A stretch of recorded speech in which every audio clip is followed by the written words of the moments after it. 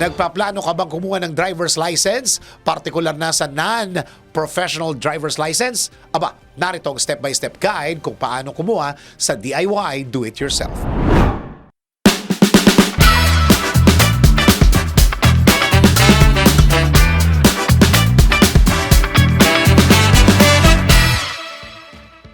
Do-it-yourself.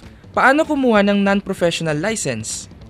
Marahil marunong ka nang mag-drive at nasulit mo na ang iyong student permit. Kung nakaisang buwan o mahigit ka na, maaari mo na itong ipa-upgrade into a non-professional license. Step 1. Siguraduhin ikaw ay at least 17 years old, physically and mentally fit, marunong magbasa at magsulat, at sumailalim sa practical driving course.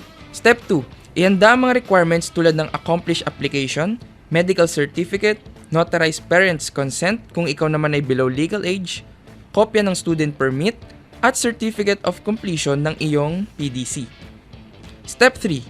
Pumunta sa customer service para sa queuing number. Kapag tinawag, sunod na pumunta sa evaluation window para ipasa ang requirements. Pagkatapos, maaari nang pumunta sa cashier upang magbayad. Step 4.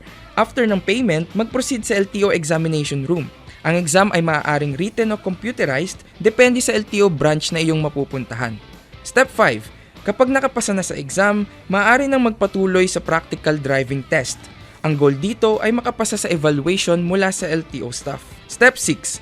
Kung okay na, nakapasa ka na, babalik ka ulit sa cashier para sa license fee. Pagkabayad, ikaw ay kukuhaan ng biometrics. At ang exciting part, Step 7. Hintayin tawagin ng pangalan o number para sa releasing ng inyong lisensya.